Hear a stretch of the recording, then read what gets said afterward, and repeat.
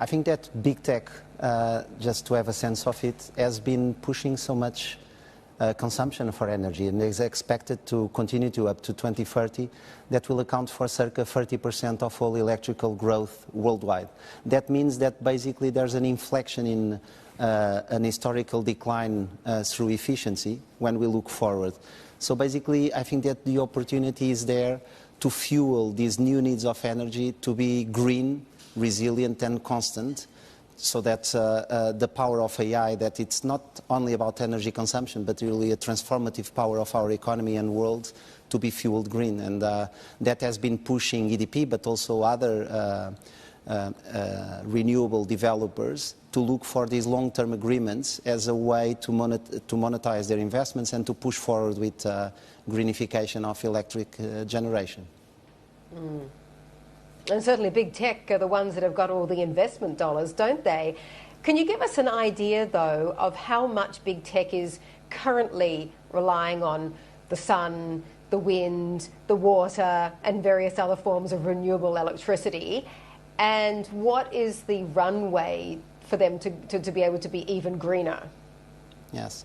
That's a very good question. Actually, today it's expected the total consumption of energy that exists today by data centers, as you were mentioning, it's around 500 terawatts. From today to 2030, that's about to double. So no single technology, not only solar, not only wind, can be enough to power this green transformation and all this green consumption.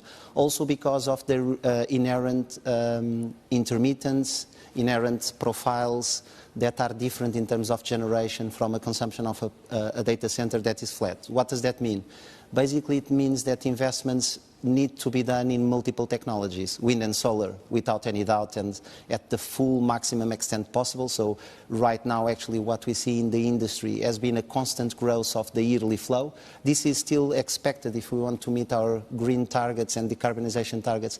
This needs still to double in flow, but we should not overlook other technologies, such as storage, to cater for the different profiles between generation and the consumption of data centers that is very flat, but also, of course, hydro, and there are a lot of innovation coming from and promising promising technologies such as geothermal, and of course not overlooking the importance of other generation sources, namely cogeneration with gas, to ensure these profiles meet the industry standards that are there. But basically, we need to continue to run as fast as possible.